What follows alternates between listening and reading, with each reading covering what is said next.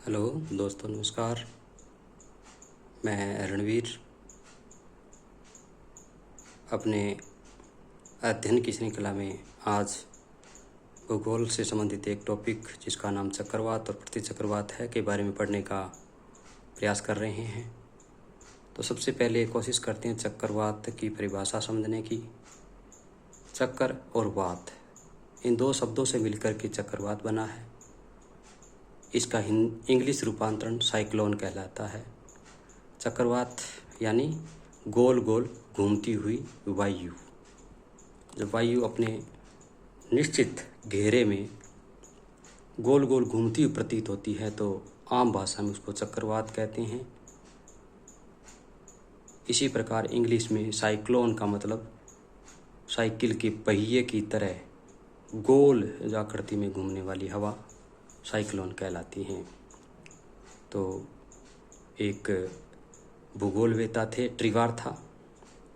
इन्होंने चक्रवात की सटीक परिभाषा इस प्रकार दी है कि वे निम्न वायुदाब के क्षेत्र यानी लो प्रेशर, वायुदाब जहाँ होना चाहिए निम्न, वे क्षेत्र जो सकेंद्रीय यानी एक ही वृत्त के अंदर अनेक प्रकार के रेखाएं खींच करके, रेखाएं नहीं गोल वृत्त बना करके जो दाब पेटियां बनाई जाती हैं, और इन दाब रेखाओं को जो क्षेत्र घिरा होता है वो चक्रवात का क्षेत्र कहलाता है।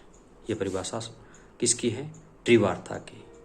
यानी जिस वायु के जिस घेरे के मध्य भाग में यानी सेंटर में निम्न वायुदाब का होता है प्रेशर क्षेत्र होता है, और जैसे जैसे बाहर की ओर बढ़ते हैं तो वायुदाब का क्षेत्र है वो बढ़ता हुआ जाता है। यानी निम्न वायुदाब क्षेत्र से उच्च दाब वायु क्षेत्र की तरफ बढ़ता जाता है। तो ये चक्रवात कहलाता है।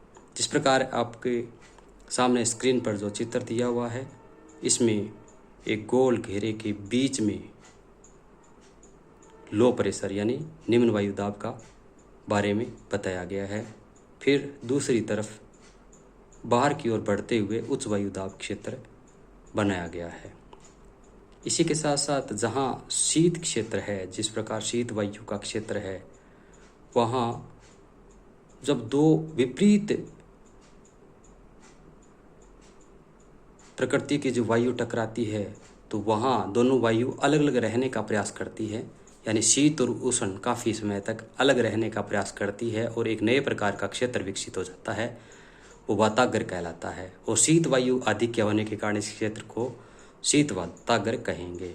इसी प्रकार उष्ण क्षेत्र से संबंधित उष्ण वातागर होता है, यानी जहाँ शीत वायु और उष्ण वायु एक साथ मिलती है लेकिन अचानक से न मिलकर के एक अलग प्रकार का वातावरण क्रिएट कर देती है, उसी को कहते हैं वातागर। शीत क्षेत्र से संबंधित होने के कारण शीत वातागर और उष्ण क्षेत्र से संबंधित होने के कारण उष्ण वातागर कहलाता है। इसी प्रकार एक वैज्ञानिक थे फेरल, उन्होंने नियम दिया था कि पृथ्वी जो भूमध्य रेखा यानी विषुवत रेखा जिसको 0 डिग्री अक्षांश कहते हैं, इसका उत्तरी गोलार्ध यानी नॉर्दर्न हेमिस्फीयर होता है, उसमें ये जो रेखाएं होती हैं चक्रवात में जो वृत्त बनते हैं उनकी तरफ घूमने वाली जो दिशा होती है वो घड़ी की विपरीत दिशा की ओर, यानी घड़ी की विपरीत दिशा की यानी राइट से लेफ्ट की तरफ घूमती हुई प्रतीत होती है। इसी प्रकार दक्षिणी गोलार्ध की बात करें तो ये उसके विपरीत दिशा में घड़ी की दिशा में घूमती हुई प्रतीत होती है। ये फेरल के